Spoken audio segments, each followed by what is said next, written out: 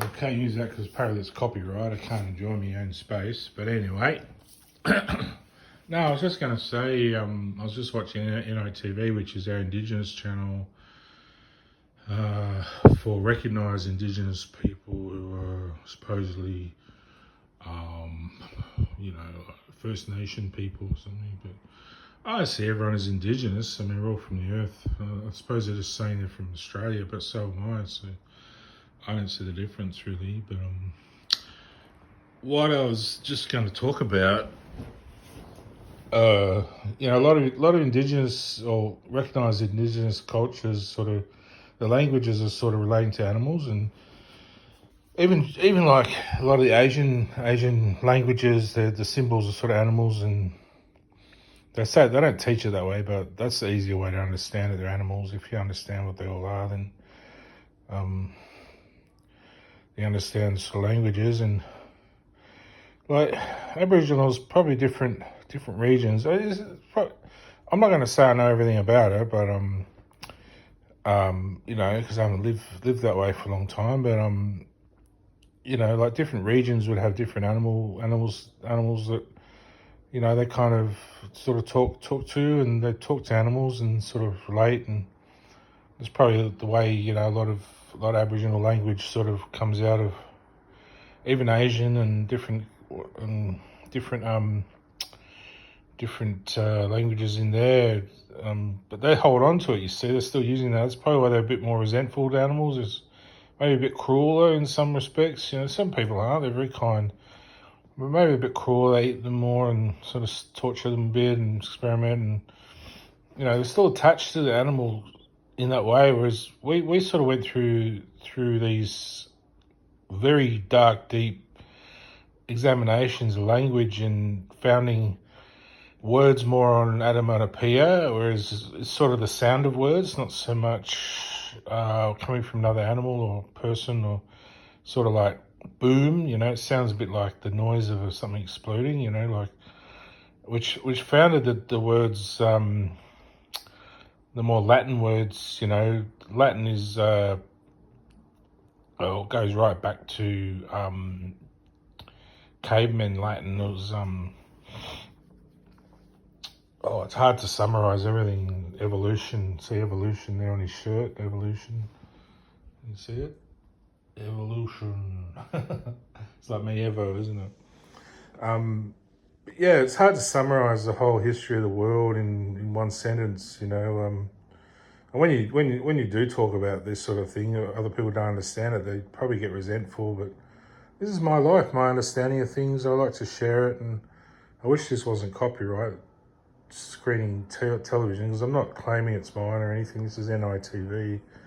I'm not sure what the show is called.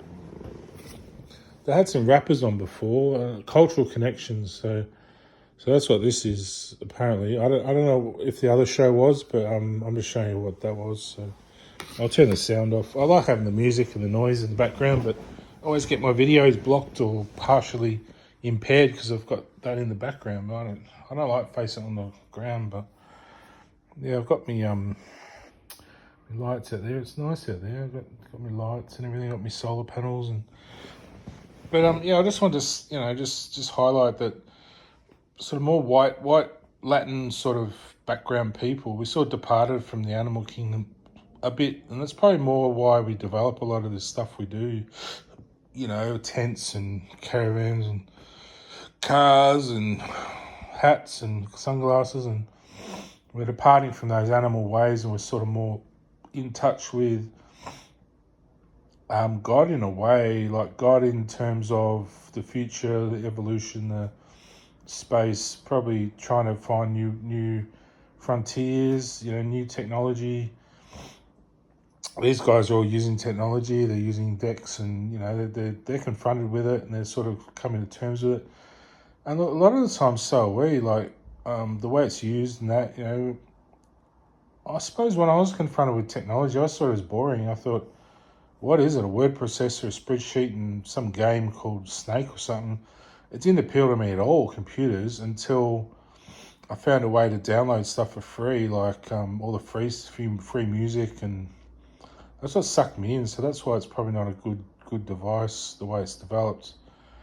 I think it should have been more, instead of free stuff illegally, it should have been giving you more opportunities that were real instead of all this fake scamming crap, because it's all developed by certain companies and that to basically rob you blind.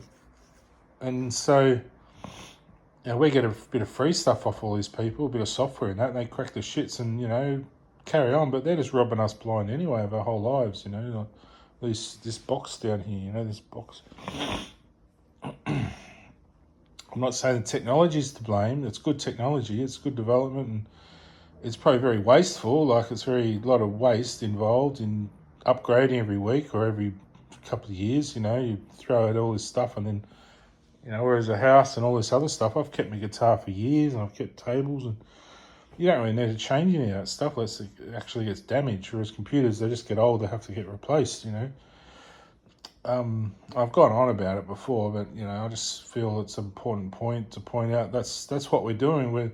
The white people are more developing things because of our language. Really, we've turned from the animal connection, and sometimes we come back to it. I've come back to it spending time with my dog. My dog out there, Trigger, he's out just sitting on the mat out there. I don't know if you can see him. He's got his head down. But I talk to him, a little bit. But I think that's more that I'm teaching him now rather than I'm learning from the animals, like I'm teaching him how to be human now, how to become a human being. And, it's no disrespect to Aboriginals. Like, they're very in touch with this fact that they have kangaroo spirit and they have it moving through them, that's how they hunt. They feel the spirit, they follow it, they find the kangaroo, they eat it. They do a blessing and tell it we need the food, and it'll pass on, go to its waterhole or where it come from, and that's the way they believe in. So that it's sort of spiritual beliefs, not everyday stuff. Every day is very normal, getting the kids to school, and they probably had schools back in the tribal days. They probably met up with different tribes and had little schools where they taught each other the stories and around the fire and dances and all that sort of stuff. They tell through dance, like little performances and shows. And I'd say, their culture would have been a very stripped back, bare sort of version of our own in a way. It would have done all the same stuff, but just at a snail's pace, whereas we're moving on, rushing to get somewhere. We've moved on past the animals, we're building boats, we're catching, we're fishing out the oceans, we're industry moving on to sort of spread some kind of message of hope, to give people hope every day to get out of bed and move somewhere, and to get out of the pine needles and stop itching and get into a fine silk bed, because you women are sick of the skin prickling. It's all sorts of funny things that go on behind the scenes with women and men, and what they want from us and the pressures they put on us and expectations, and we want to make them happy and our kids. And this is the music that was on before. I won't play it because I say it's copyright, but it's just our country, isn't it? We like to hear it all, and we should spread TV. Should be more encouragement to show this stuff. Like, you're not going to show the whole show, are you? It's not bootlegged. It's just a few clips to illustrate my point. But the servers that probably get this probably just AI. They probably just check it all out the AI and don't care that it's part of my little show, But not a show, but just what I'm doing. It's not. I'm not doing any sort of show. It's just what I'm doing here. So do you understand that? That's why we've moved on to that point where we're not obsessing about anything anymore. We're not obsessing. We're sitting around having a beer. And we've done this for the last 40, 50 years. Sat around, have a beer around the esky, or the campfire, or the barbecue, and that's where we like to be. It's like an evolution from sitting around the campfire eating grubs to come on kids, get some grub. We used to say that, get some grub. And you come and get a steak burger with beetroot and lettuce and all the stuff on it, and it's really no different. Like, this woman looks like a white woman, like maybe she's got Aboriginal blood, but she's just dancing, having fun, and what's the difference? this guy, you know, he might not feel totally at ease on stage. He's got his eyes closed. He's imagining he's somewhere else, and he's singing the words, and he's enjoying what he's doing. And you know that's his setting out in the bush there. The tents, and he's got his mate there, whoever he is, and he looks a bit Rastafarian or something. He's got the long black hair and all done up, and you know, they cling on to the American, African, Negro hip hop sort of sound. I mean, they could come up with more of a treaty. What's it called? What's that band? Treaty. They'd sing Treaty. There's Treaty now there. I can't think of it, but you know, they have a different sound altogether. That band, didn't they? Really, we used to love singing, not understanding the words. I understand the everyone's different languages. I sort of speak them, but because I'm just by myself talking to myself, it's my ears are still deaf to. I can't hear what it means. I hear it a little bit through the animals. I don't know what I'm saying, but I sort of do. You know, I do know, but it's my own. But my own new language creeps in that I've developed too, more of a space language. I'll talk with Trigger, and when I'm out there, I sound a bit like God Ra, speaking, you know, in tongues or something. So I did it camping out in my tent. I didn't know what I was saying. I was saying something to the neighbours, and it'd be funny to hear it recorded. I'd had a whole lot of vodka, and I was talking in tongues or some other language. It was like, I don't even know what it was, something like that. It was some funny little coded language that I was speaking. You know, she's doing the brolga or something, isn't she? The brolga, is it? The dance. It's an animal spirit got a hold of her, and she's doing the hands, because animals don't move much. That's why people who are in touch with nature, like myself, we dance, we just move our hips and our hands a bit. Because that's the way animals move. They're not going to jump around like mad idiots like break dancers, you know. Break dancers are breaking free from that. They're breaking out and spinning and turning and twisting, and you know, and that's the difference. You know, it's the difference between you and me and us and them, and really it's the same thing, isn't it? It's all round and round, you know, like Pink Floyd. It's us and them and me and you, and it's all, in the end, it's all just round and round, isn't it? It's just passing the beer to this guy, passing it on to the other guy, some white guy having a beer. It's just, beer is just a drink, you know. But it symbolises our when you have a beer, people love it because beer came in just after they learned how to sow crops, and they didn't know what to do with all the excess sort of waste from all the grain, the granaries, all this, like they shell off all the shit off the wheat and rye and barley, and they cook, you know, make flour and everything else, and they have all this stuff left over, you know. So what they do, they boil it all, and that's how they come up with all these different drinks. And in the end, they thought it tastes a bit yuck, so they just put the whole grain in, you know. They put in all the good grain and made nice beer and fermented it, and it came in.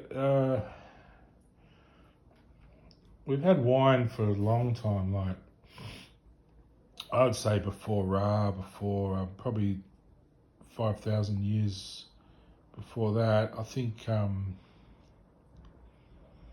the French developed wine from and bubbly champagne, and from Rome, as you know, the French took on that sort of side of things, developing that and bubbly champagne and wine. We've always had wines and that made from grapes, fermented grapes, but not from barley and wheat and grains and things that you wouldn't think would be drinks, you know. And they came around, I'd say we started making beer and cider, and cider was mostly from the apples, and I found pineapple, anything apple, you know, apple, pear, apple, even apple potato, make like vodka, wine, and strong alcohol from potatoes, and they'd shell off all the skins and make them, and then in the end they chuck the whole potatoes in. And they just disintegrate in the hot sun into vodka and they ferment it, and it tastes like absolute horse dung, but you get them off their faces until they worked out how to filter it and everything. But they get totally pissed and drunk and lie around laughing, and it's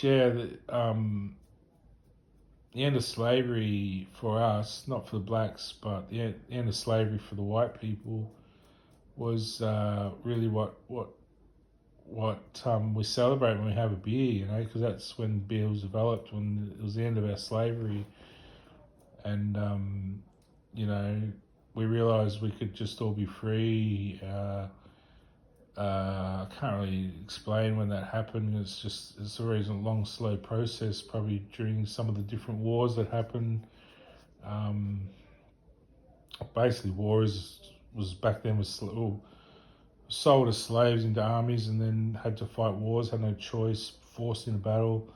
You imagine the end where they said, right, that's it, no more of that, and let's just all sit here and have a beer, here, have your drink, and it would have just been fantastic, That's how we feel when we have a beer. It's like, it doesn't have to be alcoholic, it can just be grape juice, or sitting around having a glass of milk, just, a lot of animals now are sold into slavery, aren't they?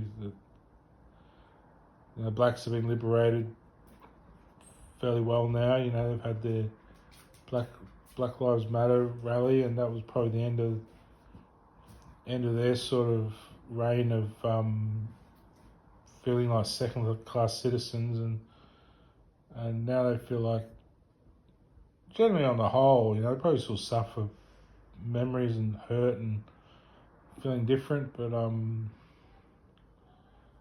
they're rising above all that, hopefully, and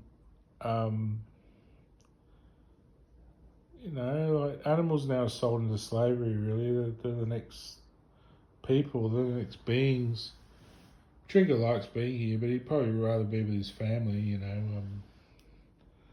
but he's got to learn how to look after himself, and I'm helping them.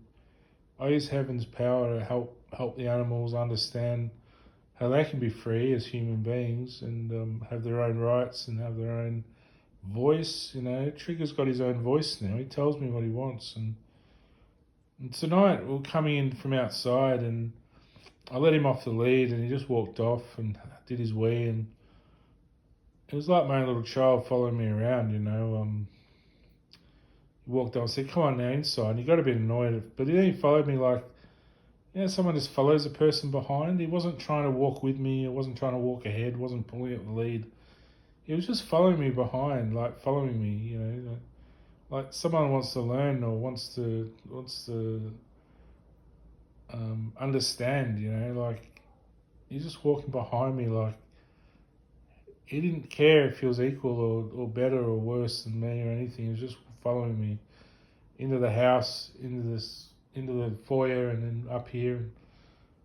I like that. I can just walk and he can walk behind me. You see these other dogs, they run ahead, and these people are proud and all that. There was no pride from Mo. It was gone. He was not proud that he was weeing. He wasn't proud to be on the lead. He wasn't proud to be out walking. He was just walking behind me in the shadow and just walking behind my legs.